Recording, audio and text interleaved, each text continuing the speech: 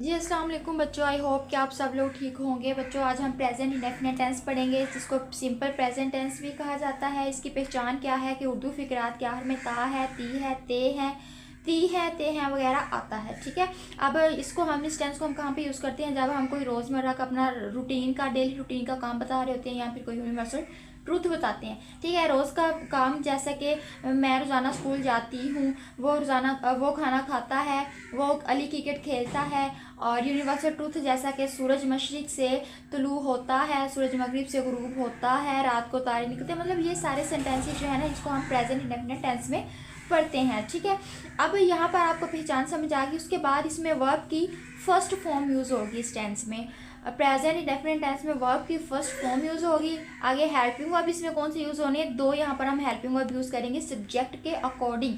ठीक है, एक हेल्पिंग वर्ब है हमारे पास डू और एक है डज में। आगे आपको बताती हूँ कि डू कहाँ पे आएगा और डज कौन से सेंटेंस में आएगा। ठीक है, अच्छा जी, डू जब हमारा सब्जेक्ट होगा दे, यू, आई, वो या फिर कोई भी प्लूरल नाउन, तो उसके साथ हमारा जो हेल्पिंग वर्ब है ना वो डू आएगा।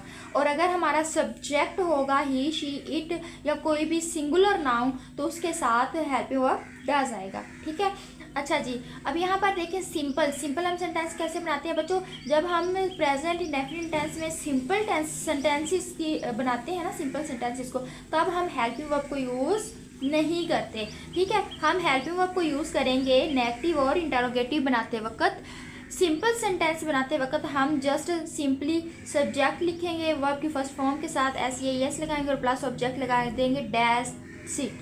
हमने सिंपल सेंटेंसेस में हेल्पिंग वर्ब का यूज़ नहीं करना, आपने इसको माइंड में रखना है इस चीज़ को।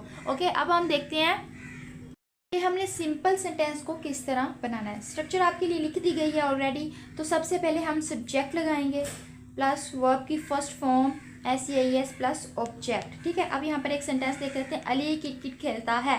ठीक है, ता है आ रहा है, तो इसका मतलब यहाँ पर आपको बताया गया कि ता है कौन सी पहचान है कौन से टेंस की? प्रेजेंट इंडेफिनिट टेंस की। ओके, तो यहाँ पर अली क्रिकेट खेलता है, इसका मतलब है कि ये कोई रूटीन का काम है कि अली क्रिकेट खेलता है। ठीक है, अब यहाँ पर आपने इसकी सेंटेंस किस तरह बनाना है रूल के अकॉर्डिंग? सबसे पहले हमने क्या लिखना है? अली क्या है? सब्जेक्ट, वर्ब और ऑब्जेक्ट का पता है आपको? सब्जेक्ट होता है जो बंदा काम कर रहा होता है, उसको हम सब्जेक्ट कहते हैं। काम करने वाला सेंटेंस में सेंटेंस के अंदर जो बंदा काम कर रहा है ना, उसको सब्जेक्ट कहते हैं। ठीक है, वर्ब कहते हैं काम को, जो काम हो रहा है ना उस काम को वर्ब कहेंगे। और ऑब्जेक्ट कहेंगे जिस चीज़ पर काम हो रहा है उसको ऑब्जेक्ट कहेंगे। ठीक है, अब यहाँ पर देखो अली क्रिकेट खेलता है, तो यहाँ पर अली काम कौन करता है? अली। तो यहाँ पर मैंने आपको बताया कि काम करने वाला क्या होता है? सब्जेक्ट, तो अली हमारा सब्जेक्ट है। क्लियर है? उसके बाद वर्ब क्या होता है? वर्ब काम। ठीक है, अली क्या करता है? खेलता है, तो यहाँ पर काम क्या होता है? खेलने का। तो जो काम है ना उसको हम कहते हैं वर्ब। तो जो खेलता है ये हमारा वर्ब है। और अब हमने देखना है ऑब्जेक्ट क्या है। ऑब्जेक्ट क्या होता है बच्चों? जिस चीज़ पर काम हो रहा है, किस चीज़ पर काम हो रहा है, क्या काम हो रहा है? काम तो हो रहा है ना, ये वर्ब है, ये खेलता। और किस चीज़ पर काम हो रहा है? क्रिकेट पर। किस चीज़ को खेला जा रहा है? क्रिकेट को खेला जा रहा है, तो अली हमारा, ये क्रिकेट हमारा ऑब्जेक्ट है। चलें जी, अब हम इसकी ट्रांसलेट करते हैं इंग्लिश में। सब्जेक्ट क्या है? अली, तो सबसे पहले अली लिख दिया। ओके, अब वर्ब की फर्स्ट फॉर्म लगानी है। वर्ब क्या है? खेलता। खेलने की इंग्लिश क्या है? प्ले। अब हमने देखा कि जब ही, शी, इट होगा या फिर कोई भी सिंगुलर नाउन होगा, अली एक सिंगुलर नाउन है, एक पर्सन है। ठीक है, तो सिंगुलर नाउन के साथ हमने क्या, सिंगुलर नाउन के साथ हमने लगाना है एस या ES। तो यहाँ पर सिंगुलर नाउन है अली, तो हम इसके साथ S लगाएंगे। ठीक है, प्लेस। अब उसके बाद हमने सब्जेक्ट लगा लिया, वर्ब की फर्स्ट फॉर्म लगा ली और साथ में SES भी लगा लिया। अब लगाना है ऑब्जेक्ट। ऑब्जेक्ट क्या है? यहाँ पर क्रिकेट है, तो यहाँ पर हम क्रिकेट लिखते हैं, अली प्लेस क्रिकेट। ठीक है, ये हमारा हो गया सिंपल सेंटेंस। सिंपल टेंस ये हमारा सिंपल सेंटेंस हो गया। अब हम देखते हैं नेगेटिव को। तो नेगेटिव सेंटेंस वो सेंटेंस होते हैं जिनके अंदर नोट आ रहा होता है, इंग्लिश में और उर्दू में नहीं आ रहा होता है। ठीक है, तो वो हमारे नेगेटिव सेंटेंसेस होते हैं।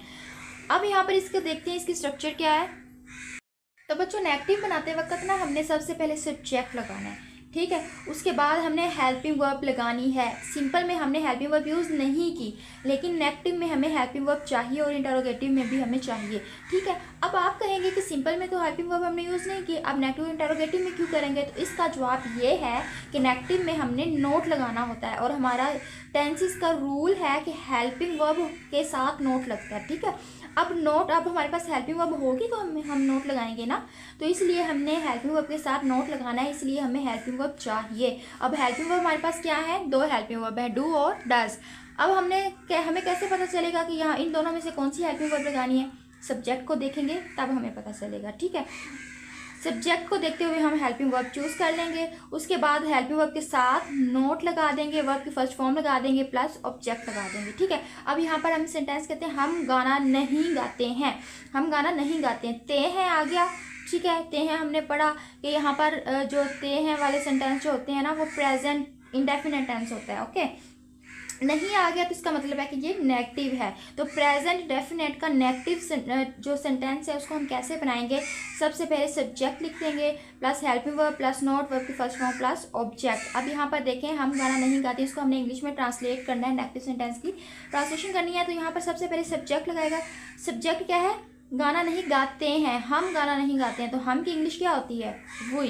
तो वही यहाँ पर सब्जेक्ट है। उसके बाद हेल्पिंग वर्ब लगानी है। अब हेल्पिंग वर्ब हमने सब्जेक्ट के अकॉर्डिंग, वही हमारा सब्जेक्ट है, तो वही के साथ कौन सी हेल्पिंग वर्ब आएगी? यहाँ पर हमने देखा, ठीक है। ऊपर हमने देखा है कि जो है ना दे यू आई वही, ये रहा वही के साथ हमने कौन सी हेल्पिंग वर्ब लगानी है? डू। तो यहाँ पर हमने डू लगाना है, ठीक है। अब यहाँ पर देखो कि जो है ना हमने हेल्पिंग वर्ब क्या लगानी है? डू, क्योंकि सब्जेक्ट हमारा वही है। हमने रूल्स में पढ़ा कि जब हमारा सब्जेक्ट आई हुई दे यू या कोई भी प्लूरल नाउन होगा तो वहाँ पर हम हेल्पिंग वर्ब डू लगाएंगे। चलें जी, हमने सब्जेक्ट को देखते हुए हेल्पिंग वर्ब लगा दी, ठीक है। उसके बाद हमने हेल्पिंग वर्ब के साथ नोट लगाना है, ओके जी, नोट लगा दिया। उसके बाद वर्ब की फर्स्ट फॉर्म प्लस ऑब्जेक्ट। हम गाना नहीं गाते हैं, वही do not sing a song, ठीक है।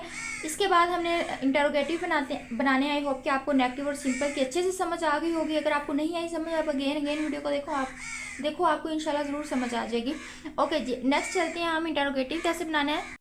तो बच्चों सिंपल प्रेजेंट इंडेफिनिट टेंस यानी कि प्रेजेंट सिंपल टेंस का हम इंटरोगेटिव बनाएंगे। इंटरोगेटिव कौन से क्वेश्चन होते हैं? जिनमें सवाल पूछा जा रहा होता है, क्वेश्चन मार्क वाले क्वेश्चन होते हैं इंटरोगेटिव, ठीक है। तो इंटरोगेटिव किस तरह बनाएंगे हम?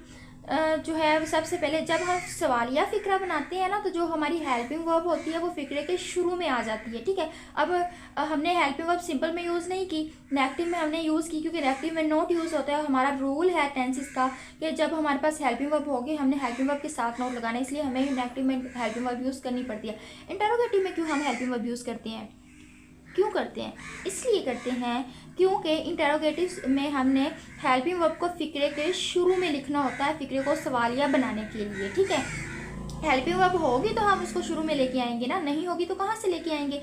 तो इसलिए हमें हेल्पिंग वर्ब चाहिए होती है। अब यहाँ पर देखिए क्या वो अपना काम करती है, क्या वो अपना काम करती है? अब यहाँ पर शी लड़की की बात हो रही है, करती है, तो यहाँ पर जो सब्जेक्ट है हमारा शी है, तो यहाँ पर हमने देखा क्या वो अपना काम करती है। आपको पता चलेगा किसी लड़की की बात हो रही है, तो यहाँ पर एक सब्जेक्ट क्या है? एक जो है वो एक जो सिंगुलर नाउन है, ठीक है। तो यहाँ पर हमने सिंगुलर नाउन या के साथ हमने देखना है कि हमने हेल्पिंग वर्ब कौन सी लगानी है। अब यहाँ पर देखो कि ही शी इट के साथ हमने डज लगानी है हेल्पिंग वर्ब, ठीक है। हमारा सब सब्जेक्ट होगा ही शी इट, इनमें से कोई सब्जेक्ट होगा तो हेल्पिंग वर्ब हमने डज लगानी है। अब शी है ना, तो लड़की का सवाल क्वेश्चन में भी हमारा वो शी का यूज़ हो रहा है, ठीक है, लड़की की बात हो रही है, तो यहाँ पर हेल्पिंग वर्ब आएगी डज, ठीक है। सबसे पहले हेल्पिंग वर्ब लगाएंगे, उसके बाद हेल्पिंग वर्ब के बाद सब्जेक्ट लगाएंगे, वर्ब के first form plus object plus question mark लगा देंगे। ये हमारा इंटरोगेटिव बनाने का तरीका है प्रेजेंट इंडेफिनिट टेंस को, ठीक है। अब यहाँ पर देखें हेल्पिंग वर्ब क्या वो अपना काम करती है, फ़िक्रे के अकॉर्डिंग हमने देख लिया कि सब्जेक्ट क्या बन रहा है, करती है, लड़की है, तो यहाँ पर हेल्पिंग वर्ब लड़की ही शी इट के साथ हमने कहा कि हेल्पिंग वर्ब हमने डज लगानी है। तो हेल्पिंग वर्ब फ़िक्रे के शुरू में लगानी है ना, हमने सवालिया बना रहे हैं तो यहाँ पर डज आ जाएगा। सब्जेक्ट लगाना है, उसके बाद हेल्पिंग वर्ब के बाद सब्जेक्ट क्या है? शी सब्जेक्ट लग गया। वर्ब की फर्स्ट फॉर्म डू, करने की इंग्लिश क्या होती है? डू, तो यहाँ पर डू लग गया प्लस ऑब्जेक्ट क्या है? काम, ठीक है। तो किस चीज़ पर काम हो रहा है? अपना काम करती है, काम पे काम हो रहा है, तो यहाँ पर हेल्पिंग जो है वो ऑब्जेक्ट है हर वर्क, तो यहाँ पर आ जाएगा प्लस क्वेश्चन मार्क, तो ये हमारा सेंटेंस बन गया। अब बच्चों आई होप कि आपको समझ आ गई होगी, बड़ा ही आसान तरीके से समझाया गया। अगर समझ नहीं आई वीडियो को एक दफ़ा और देख लें आपको, ताकि अच्छे से समझ आ जाएगी। सेंटेंसेस की बहुत सिंपल तरीके से समझाया गया। फिर भी अगर कोई भी क्वेश्चन आपका होता है आपको आपके माइंड में, तो you can ask me in the comment session, I will reply you इंशाल्लाह। तो मिलते हैं नेक्स्ट वीडियो में इंशाल्लाह। तब तक के लिए अपना बहुत ख्याल रखिएगा और दिल लगाकर पढ़ाई करें। अल्लाह हाफिज़।